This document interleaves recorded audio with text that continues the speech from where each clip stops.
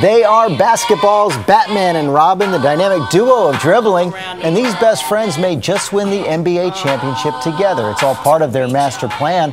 But before taking on the Dallas Mavericks in the NBA Finals, LeBron James and Dwyane Wade of the Miami Heat talked to ESPN's Rachel Nichols about their bond that goes way beyond basketball.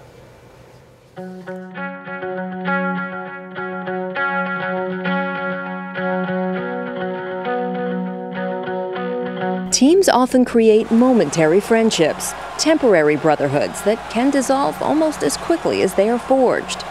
But what if you got to chase a championship with a person who's been one of your best friends for nearly a decade? It means everything, honestly. That's part of the reason why I came here, not only because of his talent, but because of the friendship that we had. First and foremost, we're friends.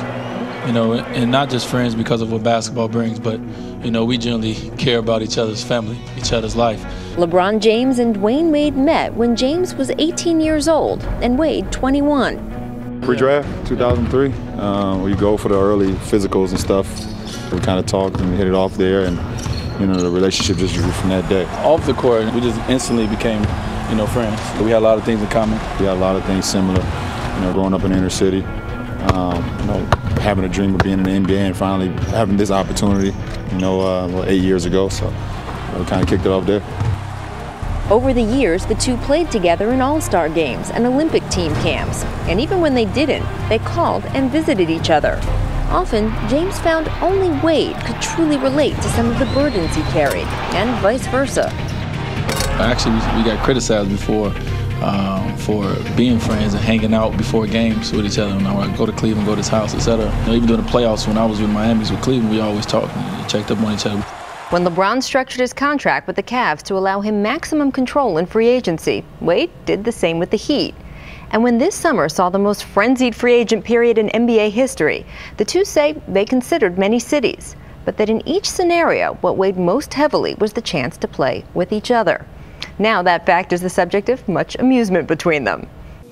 I don't even like this guy. It's all the front. It was the weather and the school system why I came here. My kids and the weather. This guy, I don't even know who this is. Like Siamese twins, kinda, that aren't cut, disconnected yet. If you see one, you know that one's close.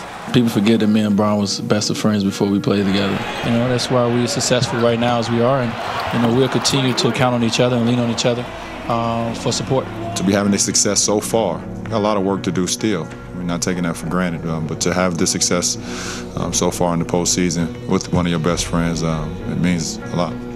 For Good Morning America, I'm Rachel Nichols in Miami.